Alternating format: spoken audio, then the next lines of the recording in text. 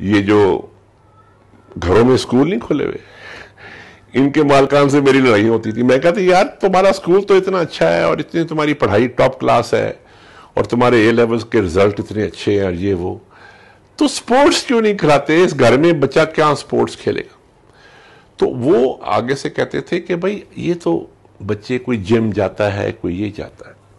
تو میں حیران ہوتا تھا کہ لوگوں نے سپورٹس کو فزیکل فٹنس کے ساتھ کنیکٹ کر دیا. فزیکل فٹنس تو ایک سپورٹس کا بہت چھوٹا بائی پروڈکٹ ہے. سب سے بڑی چیز سپورٹس کی بتاؤں کیا ہے؟ It is the only activity in the world that teaches you how to lose. ہارنا سکھاتی ہے. اور آج اپنے ملک میں آپ دیکھ لیں، آپ کو ایک چیز نظر آئے گی، کسی کو ہارنا نہیں آتا. ہم ہارنا بھول گئے.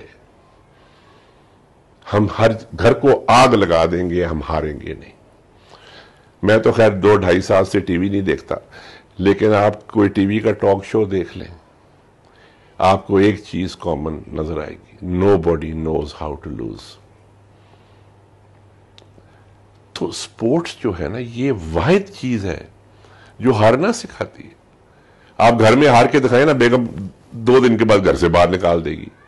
آپ دفتر میں ہار کے دکھائیں 2-3 دفعہ تو فارغ ہو جاؤ گے، نوکری تیل ہو جائے گی. یہ ایک ایکٹیویٹی ہے، آپ ہارتے جاؤ، آپ کھیلتے جاؤ، آپ ہارتے جاؤ، کھیلتے جاؤ. اینڈ دین یو ریئلائز کہ یار میں جتنا بھی ہارتا ہوں مجھے ایک اور چانس مل جاتا ہے. The other thing sports teachers you, جو ہم بھول چکے ہیں، وہ کولیبریشن ہے. یو ریئلائز کہ you can't do it alone. Even in individual sports you can't do it alone.